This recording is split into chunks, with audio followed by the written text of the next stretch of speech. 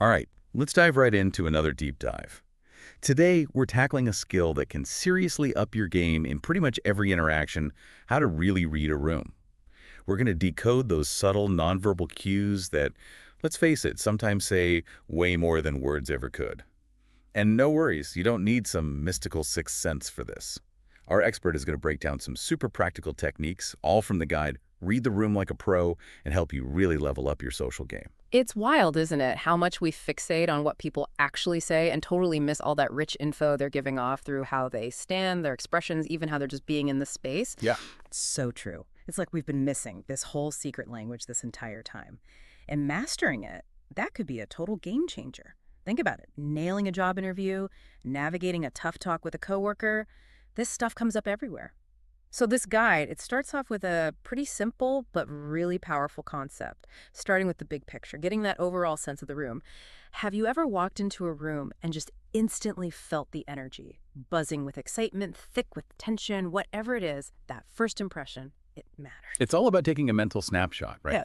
Observe that overall vibe and use it to inform how you approach the situation. So imagine you're walking into, let's say, a networking event. What are you seeing? Are people those tight little groups, deep in conversation? Is there a lot of laughter going around, people animated, talking? Or are folks kind of standing solo, glued to their phones, These first few cues, they give you a sense of the temperature of the room. Helps you figure out how to proceed. Okay, so mental snapshot's done. Now we zoom in, focus on those individual body language cues, open versus closed postures, right? Yeah. The guide, it explains that open body language, think uncrossed arms, leaning in generally, that signals someone's approachable, they're interested.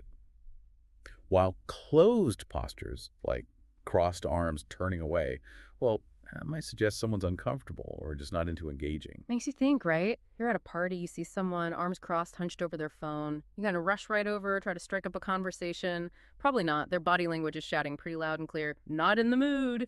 But then someone standing open, making eye contact, smiling, they're practically bugging you to come over. Makes total sense. Their body language is doing all the talking for them.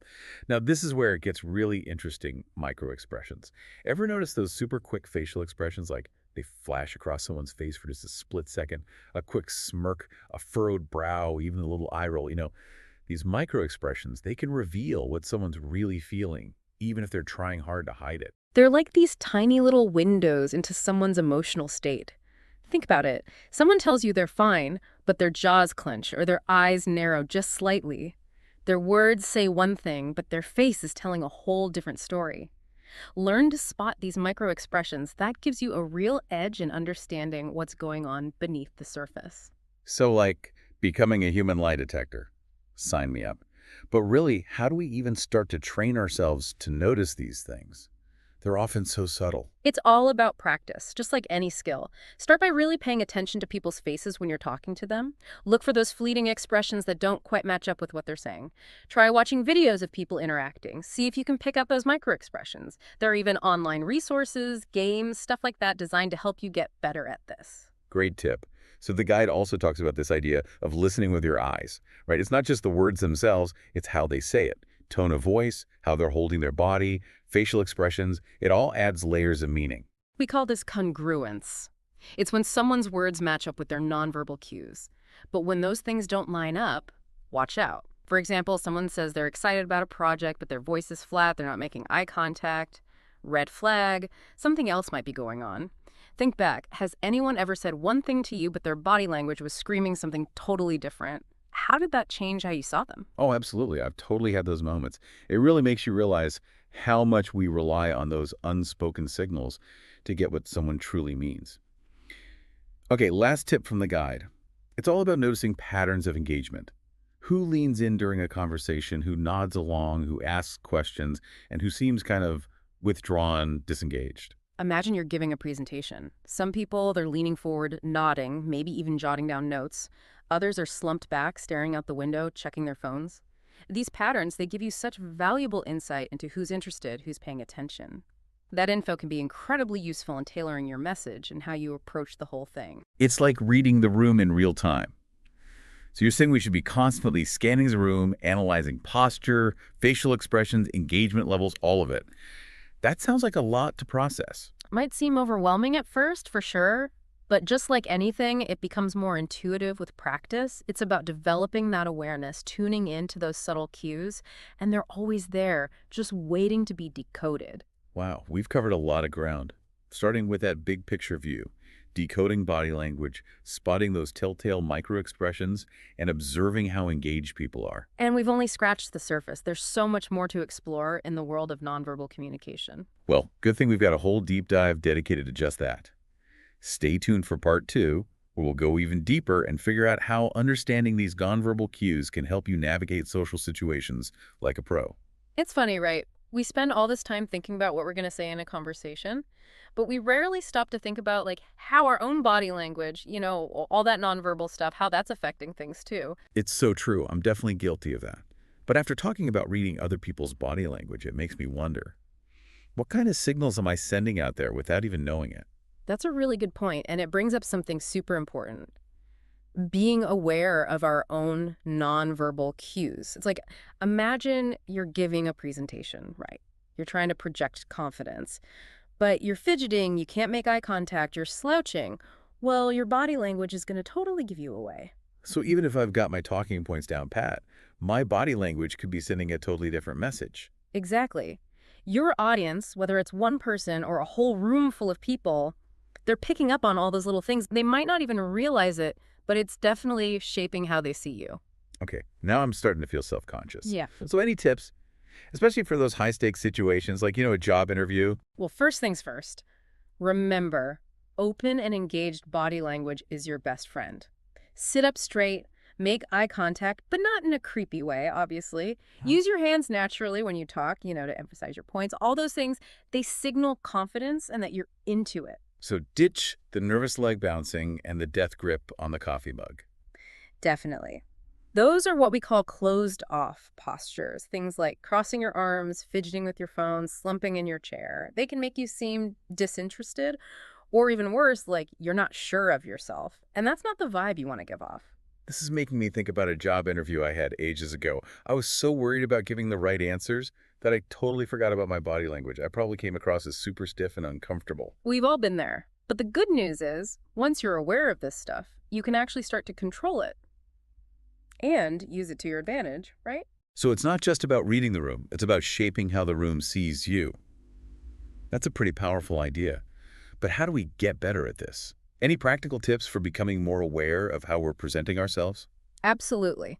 One of the simplest but most effective things you can do is practice self-awareness. Pay attention to how you're holding yourself in different situations. What's your posture like? What are you doing with your hands? What's your face doing? It might sound silly, but try catching yourself in the mirror throughout the day. What's your resting face like? Are you holding tension in your shoulders? Okay, that's a good one. I definitely carry tension in my shoulders. Yeah. Any other suggestions? This might feel a little weird at first, but record yourself. Like when you're doing a practice presentation or even just a casual conversation, it can be super eye-opening. You might be surprised by what you see. I can imagine. It's like getting an outside perspective on how you come across. Exactly. And once you have that awareness, you can start making little tweaks.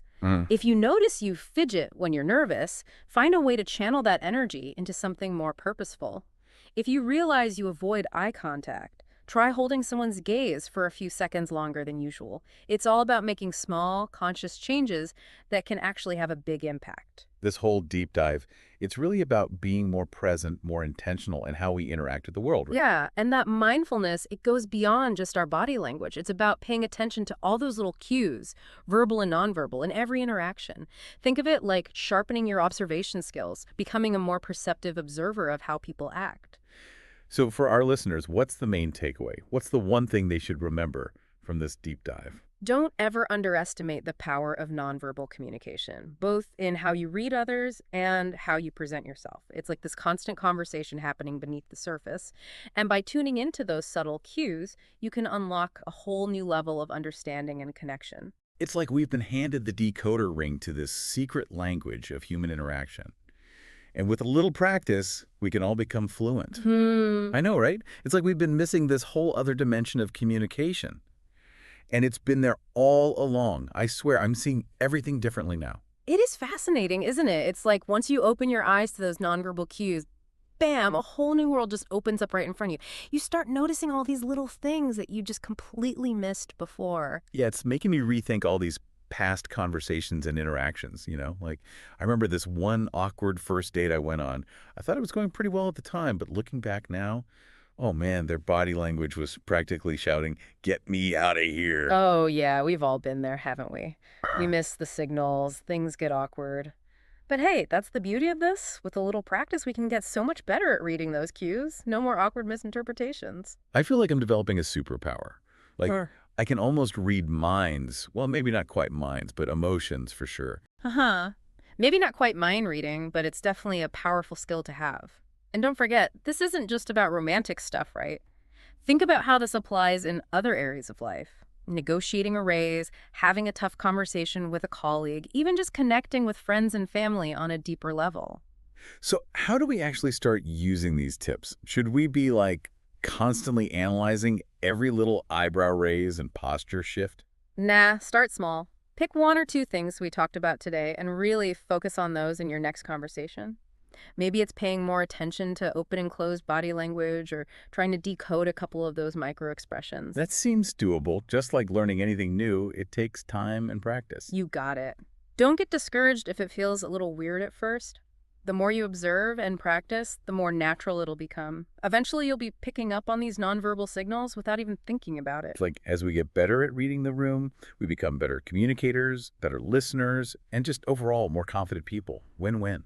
Exactly. It's all about empowering ourselves to handle those social situations with more grace and understanding.